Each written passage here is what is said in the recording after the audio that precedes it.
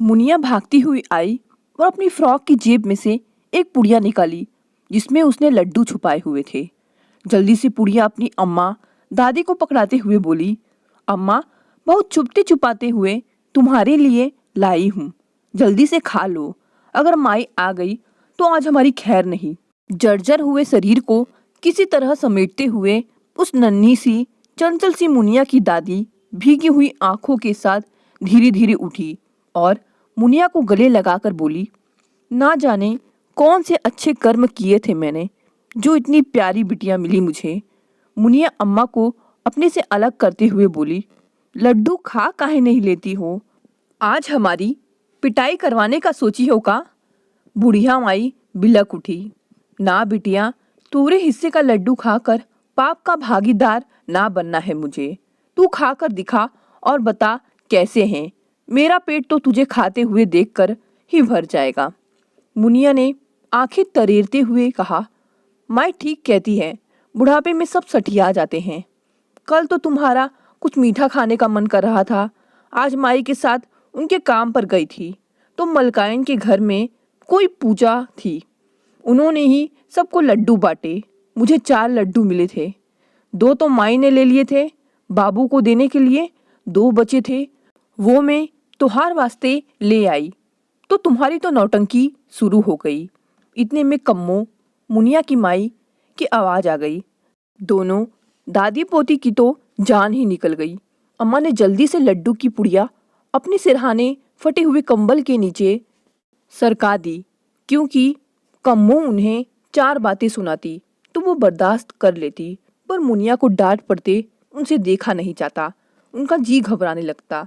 कम्मो अंदर आ पाती तभी पड़ोस की जानकी आ गई और कम्मो को बताने लगी कि उसकी सास भगवान को प्यारी हो गई है, इसलिए वो अपने परिवार के साथ आज शाम की ट्रेन से गांव जा रही है। जानकी ने कम्मो से उसकी झुग्गी का ख्याल रखने को कहा। कम्मो ने दुख प्रकट करने की बजाय जानकी से कहा, तेरे तो भाग्य खुल गए, जो बुढ़िया दुनिया से विदा कर गई। एक हमारी बुढ़िया को देख, भगवान जैसे इसकी मरने की तारीख लिखना ही भूल गया। बुढ़िया मर जाए तो वो कोना खाली हो जाए। जानकी ने भी उसकी हाँ में हाँ मिलाते हुए कहा, हाँ, तेरी इतनी छोटी सी तो झुग्गी है, तुम पाँचों को कितनी मुश्किल होती होगी एक साथ जमीन पर सोने में। कितनी जगह तो बुढ़िया की 4 पाई ही घेर लेती होगी। बुढ़िया माई यह सब सुन रही थी, आंखों में आंसुओं की धारा बह रही थी, धीरे धीरे बुदबुदा रही थी, मेरे हाथ में होता तो कब की इस दुनिया से चली गई होती। क्या मिला है मुझे इस जिंदगी से? अभी कमला की आवाज़ से माई घबरा गई। कमला कह रही थी कि कब तक खटिया तोड़ती रहोगी, अब थोड़ा थोड़ा चलने की कोशिश किया करो। कम्मो सेठानी के घर से खाना लाई थी। बच्चे बाहर अपने दोस्तों के साथ खेल रहे थे और मोहन काम पर गया हुआ था। कम्मो अकेले ही खाना खाने बैठ गई और बुढ़िया माई को पहले दिन की बासी रोटी हरी मिर्च से दे दी।